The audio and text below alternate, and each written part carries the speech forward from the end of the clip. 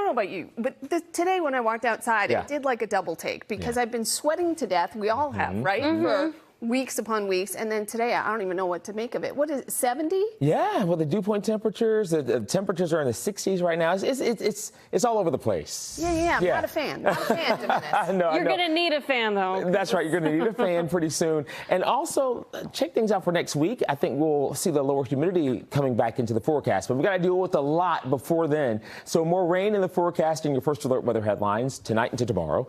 Then first alert days Friday and Saturday because we're tracking Debbie with heavy rain and some flooding as possible.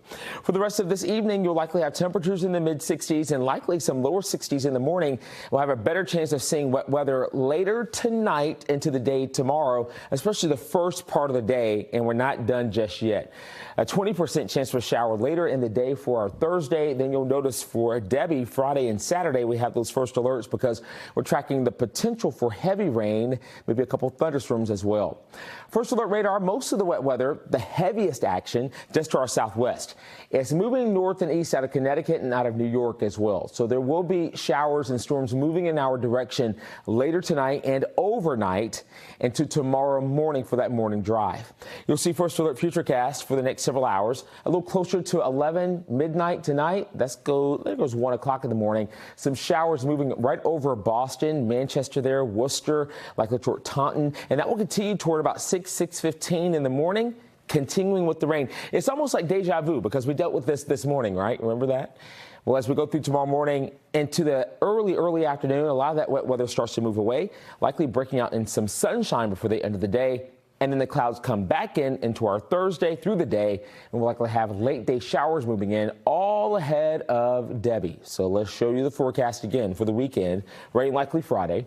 Rain likely Saturday. Right now, we could salvage the weekend with an isolated shower for Sunday.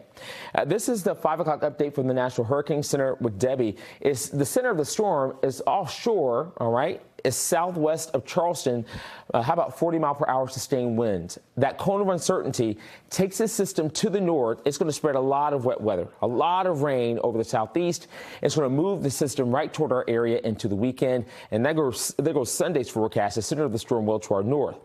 As we're tracking Debbie, I want you to understand that the track is everything. If it wiggles and wobbles to the west or the east just a little bit, we may have to take our estimates for rain up or even down over the next couple of days? So you'll want to pay attention to the forecast.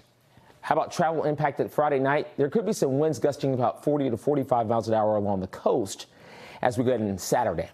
There's your forecast as we head into the next couple of days, but then you head into Friday.